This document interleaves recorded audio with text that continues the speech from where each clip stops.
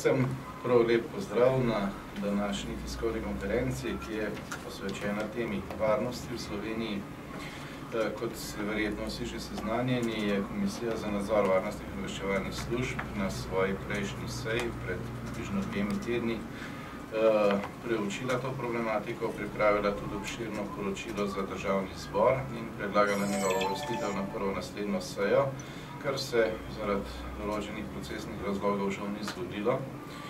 In zaradi tega smo se danes odločili, da skupaj s Novo Slovenijo vložimo zahtevo za sklic izredne seje Državnega zbora, ki naj se opravi torej čim prej, kajti vprašanja, o katerih smo takrat govorili, so se morda takrat zdela nekomu zelo oddaljena, nekatera celo zelo nerealna, so danes bolj aktualna kot karkoli drugega ta trenutek v Sloveniji in v celotni Evropi. Od vprašanja tega, kdo je v resnici sploh begunec in kdo je ekonomski migrant po mednarodnih aktih, tega, ali so res to spontane aktivnosti ali so organizirane, kajti danes se že tudi javno ve, da prihod muslimanskih migrantov v Evropsko unijo financirajo bogate arabske države, ki sicer same ne sprejmejo niti enega begunca.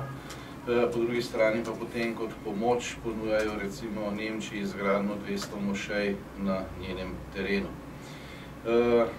Poleg tega je sedaj razvoj dogodkov točno tak, kot sem ga takrat na tiskovni konferenci napovedal in je žal za Slovenijo najmanj ugoden, odvija pa se še hitreje, kot so verjetno največji skeptiki pričakovali. Napovedal sem, da bodo države hitro jedle, v narekovajih, svoje obljube o prostem prehodu, da se bodo meje zaprle in da se bo Slovenija, če citiram, znašla na vrhu neke balkanske kape, balkanskega koridorja in soočena s neobvladljivo veliko množico beguncev oziroma migrantov, ki bodo zelo slabe volje. Zaradi tega, ker ne bodo mogli naprej. Naš problem, kot rečeno, ni v tem, da bi tukaj želela živeti nesorazmerno veliko število ljudi, ampak je problem v tem, ker so se sedaj meje vseh sosed zaprle, ne glede na predhodne dogovore, ne glede na predhodne obljube.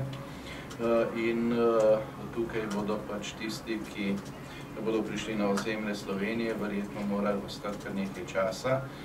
Vemo pa iz dogajanja v sosednjih državah, da potem poskušajo z agresivnim pristopom prisiliti prehod na ozemlje naslednje države. Kolikor je vam to dobro znano, so v zadnjih dneh žal na ozemlju Republike Srbije kar delili kartice s prikazom nekega novega svobodnega koridorja preko ozemlja Slovenije, zato je tudi tako hitra reakcija. In treba se je zavedati, da tukaj ne gre za tako, kako bi rekel, neorganizirano množico, ampak da so razdeljeni v enote, da imajo svoje voditelje, da so povezani, moderna komunikacijska sredstva jim omogočajo izjemno hitre reakcije in zato je Slovenija danes na točki, ki se je zdela še 10 dni nazaj mnogim, ki so takrat poslušali tisto tiskovno konferenco, skoraj neverjetna. Soočeni smo s največjim varnostnim izzivom od osamosvojitve naprej. Soočeni smo z vprašanjem, na katerega ta trenutek ne najde ustreznega odgovora celotna Evropa. To je vprašanje varnostne problematike, povezane s migranti. Naj ob tem samo opozorim, da 4 dni nazaj je bil britanski premier Cameron gost v Libanonu, kjer je druga največja skupina dejanskih beguncev iz Sirije, največja, kot veste, v Turčiji, 1,4 milijona, v drugi državi jih je, se pravi, 632 000. No in tam je od gostitelja, to je bil libanonski minister za šolstvo, ob odhodu dobil opozorilo, da je po ocenah njihovih služb, to opozorilo je bilo javno, lahko danes tudi javno povem, približno 2% moških radikaliziranih in da ti nadštevilčno odhajajo med migranti v Evropo. Kar pomeni po domače povedano, če pride 10 000 migrantov na ozemlje države Slovenije, je po oceni libanonskega ministra na osnovi podatkov njihovih tajnih služb, približno 200 lahko ljudi, ki so tako ali drugače povezani s ISIS-om, Al-Kaido ali drugim. To gre, kot rečeno, za izjemen varnostni izziv, ki je dolgoročen. Treba je vedeti, da danes ne premikajo množice več samo vojne, kot se je zdelo še pred zelo kratkim, zlasti tistim, ki se s tem niso poklicno ukvarjali. Žal je v ozadju, tako kot je na tem svetu prepogosto, v veliki meri tudi denar. Kot rečeno, bogate arabske države financirajo pot migrantov v Evropo in to seveda pomeni, da se ta tok ne bo prekinil niti potem, ko bo poskrbljeno za mir, kar je dokaj hitro dosegljivo na območju Severne Afrike in zelo težko in vprašanje več let, po ocenah Američanov 4 leta, na ozemlju Sirije, ker se pač soočajo velike sile. Toliko, da ne bom predolg.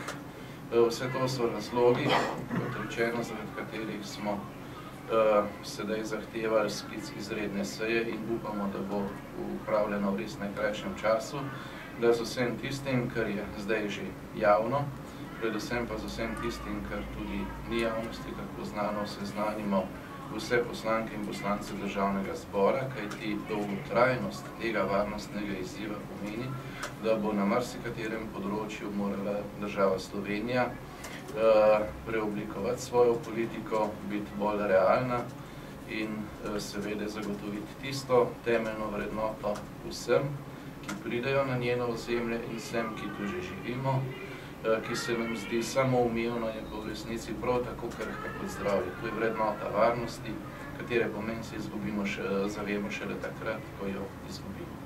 Bilo še vprašanje? Ja, Metka Marteva Slovenija. Zdaj biste omenili, kako rešiti, torej ste rekli nekako srednjeročno zadevo. Kaj pa zdaj? Zdajšnjo situacijo, zadnje, kar smo slišali recimo iz Zagreba, je, da Hrvaška ne bo hotspot in da ne more več registrirati ljudi. No, zgodilo se je, kot sem že prej poudaril, ravno tisto, kar sem napovedal. Vsi ostali so zaprli meje.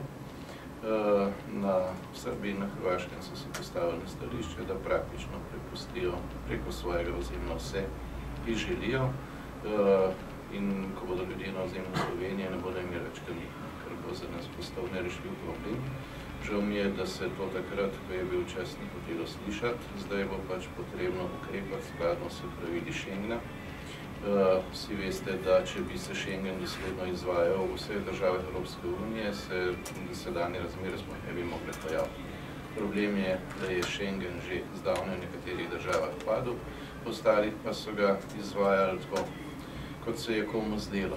In Slovenija je zdaj tukaj iz tega vidika zelo nepripravljena. Vsi želimo pomagati, vendar je treba nekaj vedeti. Krščansko je pomagati, ni pa krščansko delati svoj samomor. To se pravi, treba je pomagati na način, ko dejansko pomagaš tistim, ki prihajajo, da pa pri tem kakorkoli ne delaš škode samo po sebi.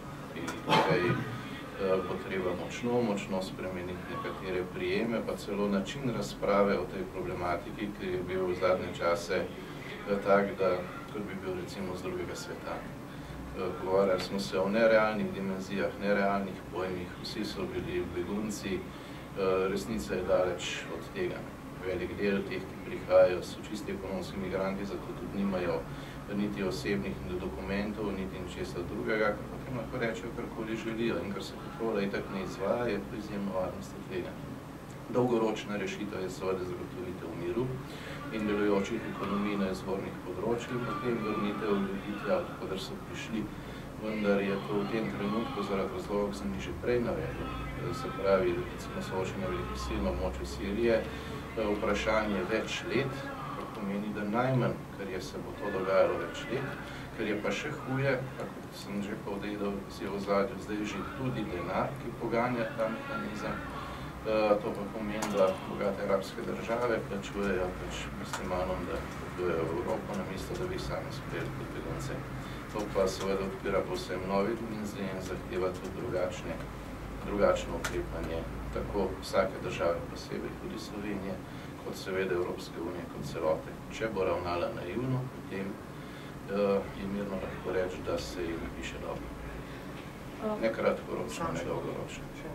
Še za konec mogoče, glede na to, da je komisija vse svoje sklepe in tudi to poročilo oblikovala popolnoma konsenzno, to se pravi, ne glede na to, da smo noter zastopani tako predstavniki opozicije kot koalicije, je bilo vse narejeno s konsenzom, smo želeli, da bi pri zahtevi za razpis izredne seje vendar sodelovala tudi koalicija. Čakali smo jih 2 dni, vendar je potem bila s strani koalicije izražena želja, da bi počakali še do prihodnjega tedna. Stvari pa, kot seveda vsi vidimo, ne samo, da so že tu in se dogajajo, ampak že dobesedno teče voda v grlo.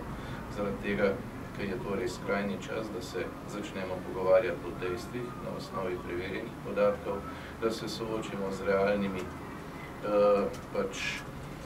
stvarmi, takimi kot so, brez olepšav, brez medijskega filtra, in zaradi tega je tukaj ta zahteva res vložena skrajni čas in zato smo danes, kot rečeno, to tudi storili. Menite, da bi predsednik vlade vendarle, kot je neuradno menda predsednik države predlagal, moral sklicati parlamentarni vrh, da bi tudi na tej ravni se morali vendarle pogovarjati, tu ne gre več za opozicijo v koaliciji? Določene aktivnosti zdaj tečejo. Tisto, kar sem sam želel kot predsednik komisije in trdim, da z enako voljo in željo so pri tem sodelovali prav vsi člani komisije brez izjeme, je bilo, da bi k temu pristopili prej in pravočasno. Žal, kot rečeno, se zdaj čas za priprave izteka, problemi so tu in treba jih reševati po najboljših močeh. Ne bo šlo pa hitro, še zato je še vedno to še kako upravičena zahteva za sklic, kajti to je šele začetek procesa, ki bo trajal, kot vse kaže, zaenkrat najmanj 4 leta. To je uradna ocena ameriških služb objavljena na spletni strani njihovega kongresa. Koliko časa in kaj se bo dogajalo v Sloveniji, pa je potem stvar ocene.